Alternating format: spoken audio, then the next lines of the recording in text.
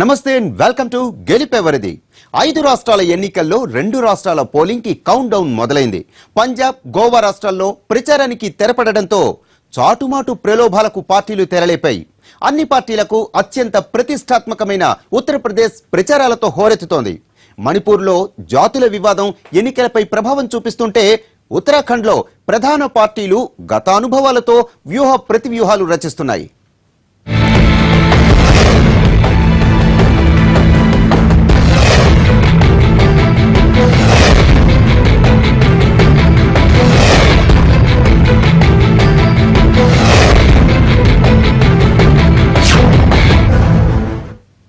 గోవా రాజకీయాల్లో క్యాసినోలే కీలకాంశంగా మారాయి.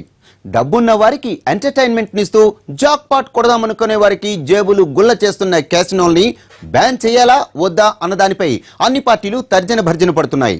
గోవాలో క్యాసినోలు లేకుండా చేస్తామని ఆయా పార్టీల అజెండాలు చెబుతున్నా ఆచరణలో ఇది ఇంపాసిబుల్ అన్నది గోవా ఓటర్లందరికీ తెలిసిన ఓపెన్ సీక్రెట్.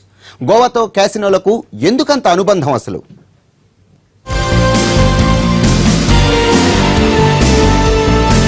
ఇండియాలో లాస్ వెగాస్ ని మరిపిస్తూ ఉంటాయి గోవా క్యాసినోలు. గోవాకెళ్లే టూరిస్టులకు అవే స్పెషల్ అట్రాక్షన్.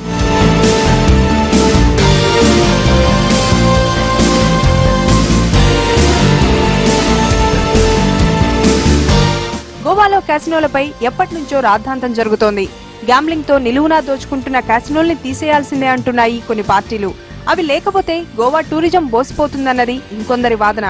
ఎవరి వాదనలు ఎలా ఉన్నా క్యాసినోలు మాత్రం కలర్ఫుల్ గా సాగుతూనే ఉన్నాయి.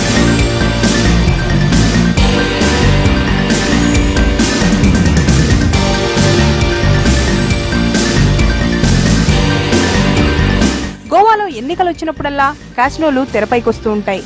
కానీ ఏ పార్టీ కూడా ఖచ్చితంగా కొనసాగిస్తామనో ఎట్టి పరిస్థితుల్లో ఎత్తేస్తామనో చెప్పనే చెప్పవు.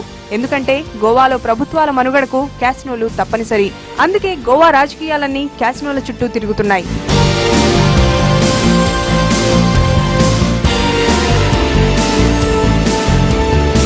పేకాట ఆడాలా వద్దా? క్యాసినోల పేరుతో నడిచే పేకాట క్లబ్బుల్ని ప్రోత్సహించాలా వద్దా? గ్యాంబ్లింగ్ మన ప్రాంత సంస్కృతిగా చలామణిలో ఉండాలా వద్దా అన్నవి ఈ ఎన్నికల్లోనూ గోవాలో చర్చకొచ్చాయి. ఓట్లు రాబట్టుకోవడానికి అన్ని పార్టీల ఎజెండాల్లోకి క్యాసినోలు చేరిపోయాయి. గోవా అంటేనే కాస్మోపాలిటన్ కల్చర్ తో దేశ విదేశీ టూరిస్టులను ఆకర్షించే హాట్స్పాట్. తక్కువ ధరకే అక్కడ లిక్కర్ ఎంత విచ్చలవిడిగా దొరుకుతుందో క్యాసినోలు, పేకాట క్లబ్లు అంతే సాధారణం అక్కడ.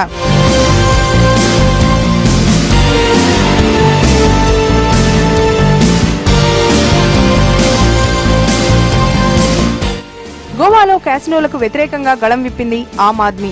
గోవాకు క్యాసినోలు ప్రధాన ఆకర్షణగా ఉండడానికి ఎంత మాత్రం వీల్లేదంటూ ప్రచార పర్వాన్ని సాగించింది. క్యాసినోల లాబీ నుంచి తమ పార్టీ ఎలాంటి విరాళాలు స్వీకరించదని ఆప్ చెబుతోంది. క్యాసినోలతోనే గోవా డ్రగ్స్, వ్యభిచారానికి అడ్డాగా మారిందన్నది ఆ పార్టీ లేవనెత్తిన వాదన. గోవా టూర్కి వచ్చే వాళ్ళు ఉదయం పీటంతా బీచ్లతో పాటు చుట్టుపక్కల ఉన్నటువంటి ప్రాంతాల్లో ఎంజాయ్ చేస్తే రాత్రి లైఫ్లో మాత్రం ఇదిగో ఇలా పడవల మీద తీసుకెళ్ళి ఏవైతే ఉన్నాయో ఈ రెండు దీని లోపలికి తీసుకెళ్ళిన తర్వాత వాళ్ళకి క్యాసినోలో ఎంటర్ చేయించడం జరుగుతుంది.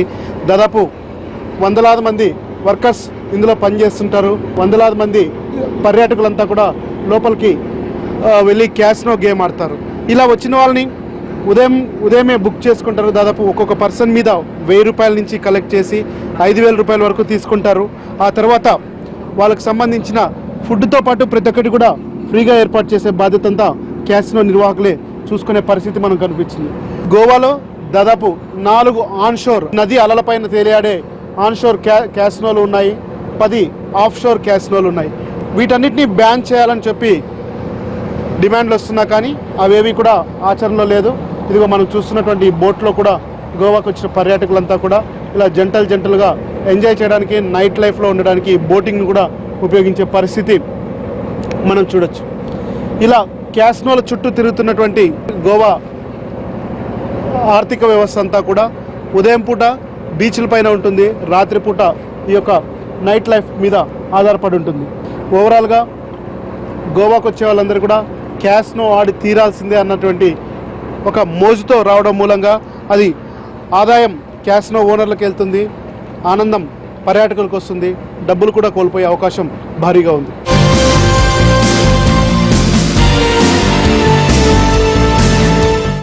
2012 ఎన్నికల్లో బీజేపీ కూడా యాంటీ క్యాసినో మంత్రాన్నే జపించింది. అధికారంలోకి వస్తే క్యాసినోల అంతు చూస్తామని చెప్పారు కమలనాథులు. అయితే సంకీర్ణ సర్కారుగా అధికారంలోకి రాగానే క్యాసినోలు ప్రధాన ఆదాయ వనరనే కారణంతో ఆ హామీని పక్కన పెట్టింది. గోవా శాసనసభ్యులకు, ప్రభుత్వ ఉద్యోగులకు జీతాలు చెల్లించగలుగుతున్నామంటే క్యాసినోల ఆదాయంతోనేనని ఉన్న విషయాన్ని కుండబద్దలు కొట్టేశారు సీఎం లక్ష్మీకాంత్ పర్సేకర్. దీంతో గోవాలో క్యాసినోలపై బీజేపీ స్టాండ్ స్పష్టమైపోయింది.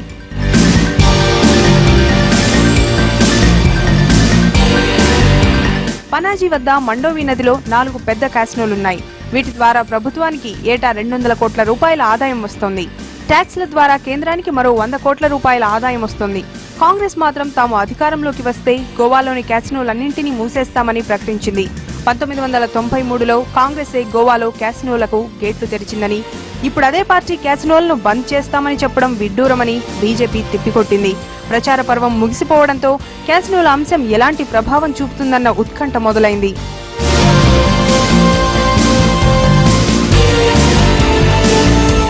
క్యాసినోలపై గోవాలోని అన్ని రాజకీయ పార్టీలు ఎన్ని ప్రకటనలు చేసినా వాటి నిర్వాహకులు మాత్రం లైట్ గానే తీసుకున్నారు. తమ బిజినెస్ గోవా ప్రభుత్వానికి ఎంత ముఖ్యమో వాళ్లకు తెలుసు. అందుకే ఏ ప్రభుత్వం ఉన్నా, అధికారంలోకి ఎవరొచ్చినా తమకేం కాదన్న ధీమాతో ఉన్నారు. ఏ పార్టీ అధికారంలోకి వచ్చినా తమ ఆదాయంపైనే సర్కార్లు ఆధారపడి ఉంటాయన్నదే వాళ్ల ధీమాకు కారణం. Welcome back. రాజకీయాల్లోకి వేలు పట్టుకుని నడిపించిన తండ్రిని ఎదిరించాడు. ఎప్పటినుంచో వేళ్లూనుకున్న నాయకత్వానికి పక్కకి తోసి పార్టీ పగ్గాల్ని లాగేసుకున్నాడు. ఎన్నికల వేళ చక్రం తిప్పాల్సిన నేతాజీని 4 గోడల మధ్య కూర్చోబెట్టాడు. సొంత నిర్ణయంతో కాంగ్రెస్తో పొత్తు పెట్టుకుని తన ఫ్యూచర్ని నిర్ణయించే యూపీ ఎన్నికల్ని సవాల్గా తీసుకున్నాడు. రాజకీయ చదరంగంలో యువ నేతాజీ నెగ్గుకొస్తాడా? భావి నేతగా మరింత బలపడతాడా? సంకుల సమరం జరుగుతున్న ఉత్తరప్రదేశ్ అసెంబ్లీ ఎన్నికలు సమాజ్వాదీ పార్టీకి అగ్ని పరీక్ష. ఎస్పీ కంటే ఆ పార్టీ నాయకత్వాన్ని తన చేతిలోకి తీసుకున్న అఖిలేష్ యాదవ్ నాయకత్వానికి పరీక్ష. సీఎంగా తనదైన ముద్ర వేసి చివరికి పార్టీ కూడా తనదేనని, కేడర్ అంతా తనవైపేనని సాంకేతికంగా నిరూపించుకున్న ములాయం వారసుడి భవిష్యత్తుని తేల్చిపోతున్నాయి యూపీ ఎన్నికలు.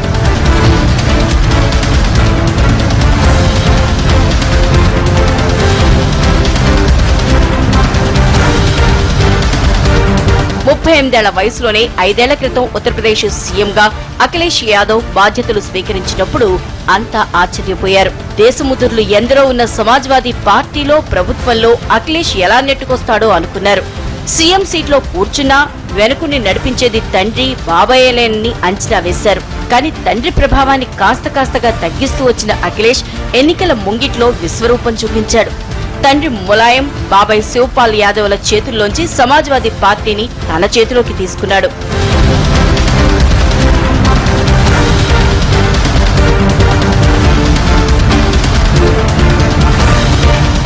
27 ఏళ్ల వయసులోనే ఎంపీగా ఎన్నికైన అఖిలేష్ యాదవ్ కలిసొచ్చిన అవకాశాన్ని వినియోగించుకున్నాడు.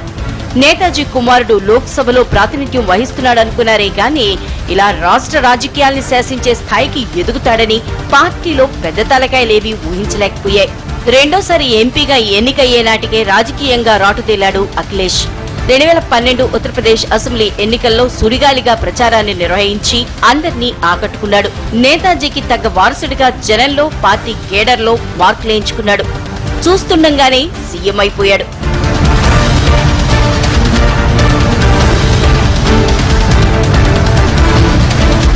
కొడుకు సీఎం కావడంతో పుత్రోత్సాహంతో పొంగిపోయాడే గాని చివరికి తన పెద్దరికానికే ఎసరొస్తుందని ఊహించలేకపోయాడు ములాయం సింగ్ యాదవ్. మొదట్లో తండ్రి బాబాయిల మాటలకు తలొగ్గుతూ కుదురుగానే ఉన్న అఖిలేష్ ఇలాగే ఉంటే యూపీ రాజకీయాల్లో తన ముద్ర వెయ్యలేనని దూకుడు ప్రదర్శించాడు. ముజఫర్ నగర్ అల్లర్లు, బదౌన్ హత్యాఘటన తర్వాత తన పాలనకు మచ్చ తేవడించాడు. కులతత్వంలో మగ్గుతూ కుటుంబ పార్టీగా తయారైన సమాజ్వాదీని ఆ ముద్ర నుంచి బయటపడేసేందుకు అఖిలేష్ చేసిన ప్రయత్నం కొందరికి రుచించలేదు. క్రిమినల్ లీడర్ ముఖ్తార్ అన్సారీ నాయకత్వంలోని క్వామీ ఏక్తా దళ్ ని సమాజ్వాదీ పార్టీలో విలీనం చేసేందుకు బాబాయ్ శివపాల్ యాదవ్ చేసిన ప్రయత్నాన్ని అఖిలేష్ అడ్డుకోవడంతో ముసలం మొదలైంది. అఖిలేష్ కి అనుకూలంగా ఉన్న నాయకుల్ని పార్టీ నుంచి సస్పెండ్ చేయటంతో సంక్షోభం ముదిరి బాకాన పడింది. సోదరుడినే సమర్థించిన ములాయం చివరికి కొడుకుపైనే సస్పెన్షన్ వేటు వేయడంతో సమాజ్వాదీ సంక్షోభం పతాక స్థాయికి చేరి చివరికి చీలిక తప్పదనే దశకొచ్చింది. అప్పటికే పార్టీలో ప్రభుత్వంలో పట్టు బిగించిన అఖిలేష్ అభ్యర్థుల ఎంపికలో తన మాటే నెగ్గేలా చూసుకుని తొలి విజయం సాధించారు. పార్టీ సింబల్ ని చేజిక్కించుకుని సమాజ్వాదీకి భావినేతగా నిలిచారు. ఎన్నికల ముందు పార్టీ నిలువునా చీలిపోతుందని అనుకున్నా చివరికి ములాయం సింగే వెనక్కి తగ్గారు. గాలి కొడుకు వైపే మళ్లిందని తెలుసుకుని తను చెప్పిన కొంతమందికి టికెట్లిస్తే చాలని రాజీ పడ్డారు. తండ్రి బాబాయిలు లేకుండానే వరాలు కురిపిస్తూ మేనిఫెస్టోని విడుదల చేసిన అఖిలేష్ సమాజ్వాదీ గెలుపు బాధ్యతల్ని తన భుజాలపైనే వేసుకున్నారు.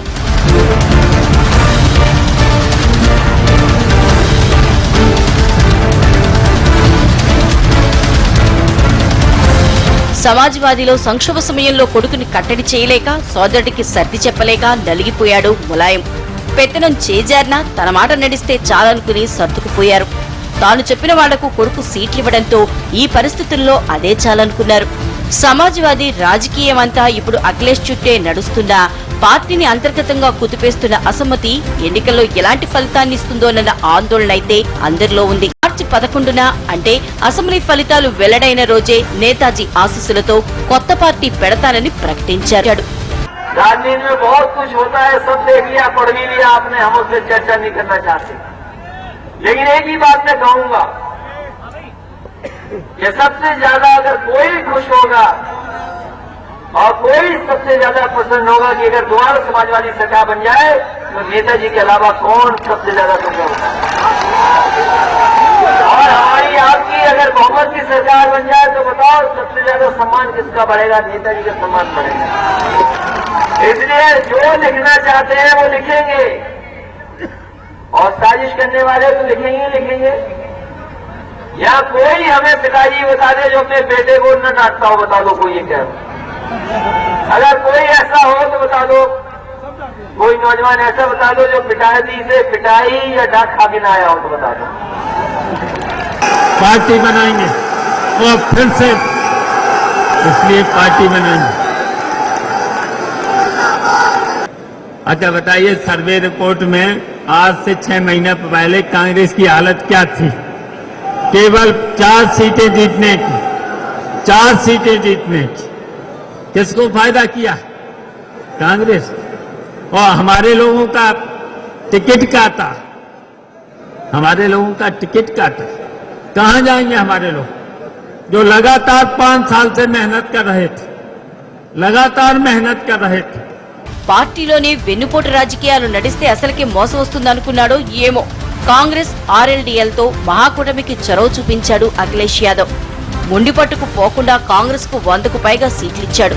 బీజేపీ బీఎస్పీల్ని నిలువరించేందుకు ఇంతకు మించిన మార్గం లేదనుకున్నాడు అఖిలేష్.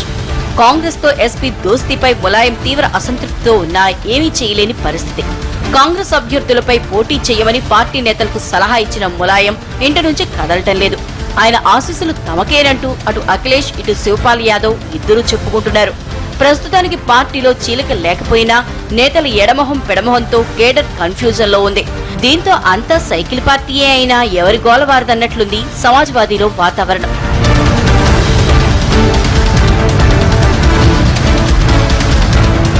అఖిలేష్ యాదవ్ నాయకత్వాన్ని పార్టీ నాయకత్వం జనం సంపూర్ణంగా విశ్వసిస్తారో లేదో ఎన్నికల ఫలితాలే తేల్చిపోతున్నాయి. ఎన్నికల ముందు ఇంటి గొడవ రచ్చకెక్కి పరువు పోగొట్టుకున్నా సమాజ్వాదీ పార్టీలో సంక్షోభం సద్దుమడగటం తాత్కాలికమైన తేలిపోయింది. పోలింగ్ వరకు వేచి చూసి తర్వాత ఎవరి సత్తా ఏంటో తేల్చుకుందామన్నట్లు వెయిటింగ్ లో ఉన్నారంతా. మళ్లీ పార్టీని అధికారంలోకి తీసుకురాగలిగితే అఖిలేష్ నాయకత్వం బలపడుతుందంటున్నారు పరిశీలకులు.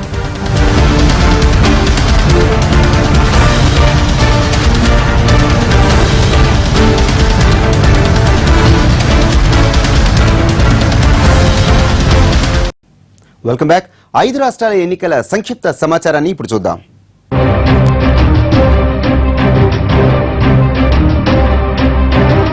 ఐదు రాష్ట్రాల ఎన్నికల్లో తొలి విడతగా ఫిబ్రవరి 4న పోలింగ్ జరగనున్న పంజాబ్, గోవా రాష్ట్రాల్లో ఎన్నికల ప్రచారానికి తెరపడింది.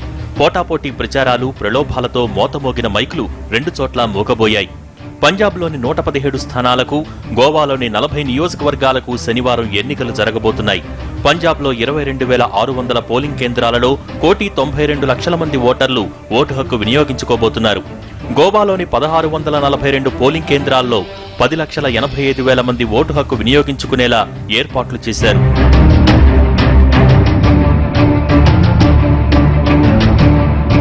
ప్రచార పర్వంలో చివరి రోజు పంజాబ్లో పర్యటించారు కాంగ్రెస్ ఉపాధ్యక్షుడు రాహుల్ గాంధీ.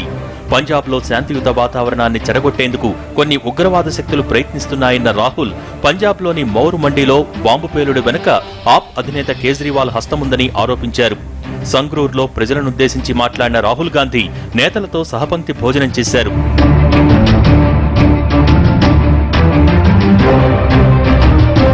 యూపీలో అధికారం కోసం సర్వశక్తులు ఒడ్డుతున్న పార్టీల అధినేతలు తాము మాత్రం ఎన్నికల బరికి దూరంగా ఉన్నారు. ప్రస్తుత సీఎం సమాజ్వాదీ గెలిస్తే మళ్లీ ముఖ్యమంత్రి కావాలనుకుంటున్న అఖిలేష్ ఈ ఎన్నికల్లో పోటీకి దిగలేదు. ఎమ్మెల్సీగా పదవీకాలం మరో ఏడాది ఉండటంతో తర్వాత చూసుకోవచ్చని అనుకుంటున్నారాయన. రాజ్యసభ సభ్యురాలిగా ఉన్న బీఎస్పీ అధినేత్రి మాయావతి కూడా ఎన్నికల బరిలో దిగలేదు. 2007 ఎన్నికల్లోనూ కౌన్సిల్ నుంచే ఏకగ్రీవంగా ఎన్నికై ఆమె సీఎం అయ్యారు. ఆర్ఎల్డీ అధినేత కూడా ఈ ఇద్దరి బాటలోనే నడుస్తూ ఎన్నికల్లో పోటీకి దూరంగా ఉన్నారు.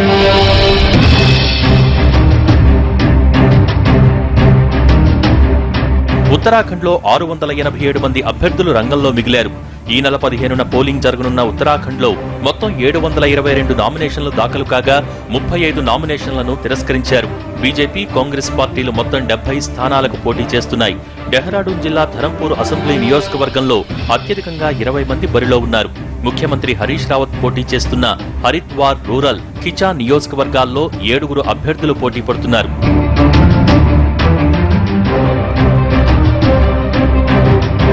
యూపీలో ములాయం సింగ్ యాదవ్ రెండో కోడలు అపర్ణ యాదవ్ తొలిసారిగా అసెంబ్లీ ఎన్నికల బరిలో దిగుతున్నారు. లక్నో కంటోన్మెంట్ నుంచి పోటీ పడుతున్న అపర్ణ మిగిలిన అభ్యర్థులందరికన్నా అత్యంత సంపన్నురాలిగా నిలిచారు. 5.5 కోట్ల విలువ చేసే ల్యాంబోర్గినీ కారుతో పాటు దాదాపు 23 కోట్ల ఆస్తులు ఉన్నట్టు ఎన్నికల అఫిడవిట్లో అపర్ణ యాదవ్ వెల్లడించారు. భర్త ప్రతీక్ యాదవ్ కు 20 కోట్ల ఆస్తులు, 8 కోట్ల దాకా అప్పులున్నట్టు ఆమె వెల్లడించారు. బీజేపీ నుంచి రీటా బహుగుణతో పాటు 73 మంది అభ్యర్థులు లక్నో కంటోన్మెంట్ నుంచి పోటీ పడుతున్నారు.